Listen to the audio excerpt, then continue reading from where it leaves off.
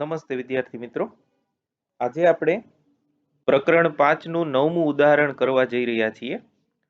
આ ઉદાહરણ પૃથ્વીના ચુંબકત્વના જે ઘટકો છે એના વિશેનું છે અને એમસીક્યુ માટે અગત્યનું ગણી શકાય. કોઈ સ્થાનના ચુંબકીય ધ્રુવતલમાં પૃથ્વીના ચુંબકીય ક્ષેત્રનો સમક્ષિતિજ ઘટક 0.26 ગાઉસ છે.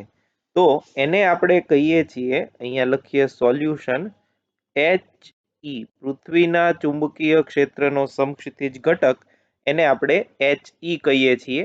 એ આપણને આપ્યું છે 0.26 ગાઉસ અને નમન કોણ જે છે એ 60 ડિગ્રી છે. નમન કોણને આપણે કહીએ છીએ આઈ, એ આપ્યો છે 60 ડિગ્રી. તો આ સ્થળે પૃથ્વીનું ચુંબકીય ક્ષેત્ર કેટલું હશે? એટલે આ સ્થળે આપણે પૃથ્વીનું કુલ ચુંબકીય ક્ષેત્ર, જેને આપણે BE કીધું છે, એ કેટલું હશે એ ગોતવાનું છે. આમાં તમને એમ પણ આપી શકે કે પૃથ્વીના ચુંબકીય ક્ષેત્રનો શિરોલંબ ઘટક આટલો છે, નમન કોણ આટલો છે, તો પૃથ્વીનું ચુંબકીય ક્ષેત્ર કેટલું હશે?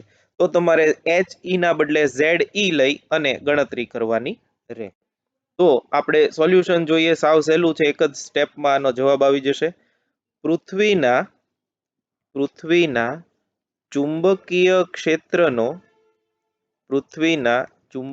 ક્ષેત્રનો સમક્ષિતિજ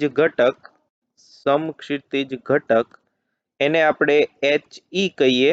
તો HE બરાબર BE cos I, આવું આપણે જોયું હતું.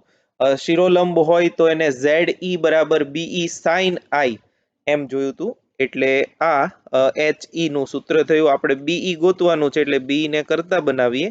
તો BE બરાબર HE upon cos I, therefore BE બરાબર HE છે એ છે 0.26 અને cos I આપ્યું છે 60 ડિગ્રી બરાબર 0.26 cos 60 ડિગ્રી થશે 1/2 અને એ મૂકી દઈએ એટલે આપણને આન્સર આવશે 0.52 ગાઉસ.